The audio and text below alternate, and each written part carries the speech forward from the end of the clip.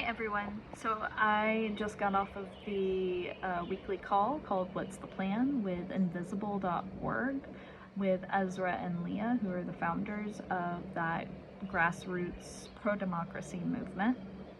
And I recently joined one of the local Indivisible chapters here in Maryland.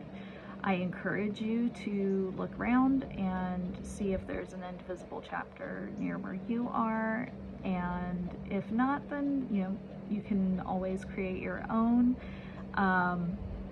If you're unhappy with how politics is going right now, because it's not good. There's a lot of bad things happening, and it's up to us to be the resistance. So there's a lot of stuff that's coming up in the DC region and nationally too.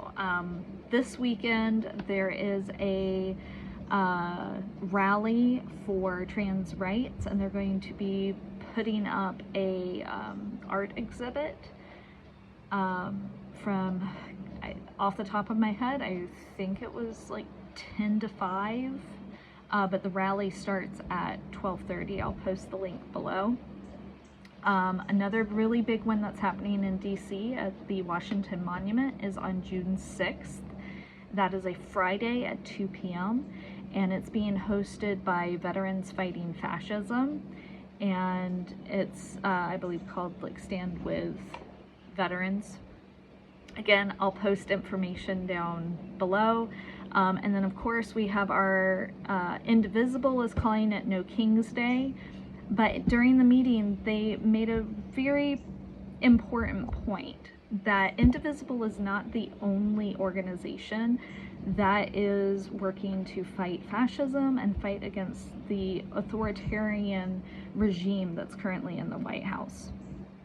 And we're all on the same team. And I think that's really important to understand, is that Indivisible is not competing with any other organizations that may be hosting a protest that day. The most important thing is that on June 14th, nobody is in DC, and we are all protesting in our own way that makes sense to our personal communities, because protesting is local, and we need to get the word out that authoritarianism is not okay in the United States of America.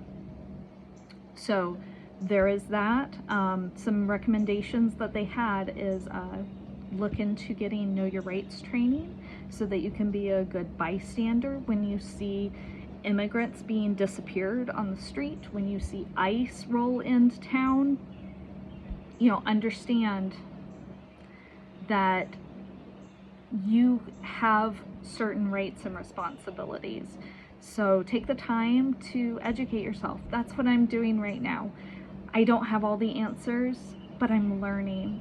One of the things that has been really resonating with me lately is that I was taught in the South to be a good little compliant girl. I don't want to be that anymore. So it's very important to me that I learn to advocate for all the communities that are important to me, and not just the ones that are important to me, but important to everyone around me. I'm learning as a counselor that my role is not just to help clients, but it's to advocate for them and for their communities, and to be the change that we want to see in the world. So that's why I'm standing up more and I'm speaking out more when I see these horrible things happening on our streets. So, and I want you to feel empowered too. I want us all to feel like we have the power to prevent our friends and our neighbors and our relatives, or our friends' relatives, from being disappeared and sent to gulags. And that's not being hyperbolic at all. Today there was a news article that came out talking about how a little boy, a 12-year-old, was left on the street by ICE when they took his adult guardian. And luckily in that area, it was in Massachusetts, in that area there was a group of Neighborhood Watch, and they witnessed it, and they were able to get that young person back to his home. But, you know, we should be outraged by that. We should be outraged that Qatar is trying to give the president a $400 million brand shiny new Air Force One. We should be outraged that they are cutting Medicaid and Medicare. And for what? On this whole issue that maybe immigrants are getting health care in the United States of America, and that would kick millions of Americans off of Medicaid and kick them away from life-saving care. They are cutting SNAP, that's giving food stability to children.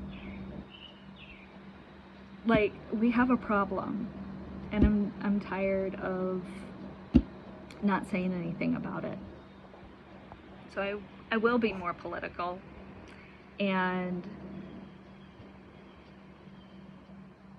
you know, it's important that we speak up and that we speak out.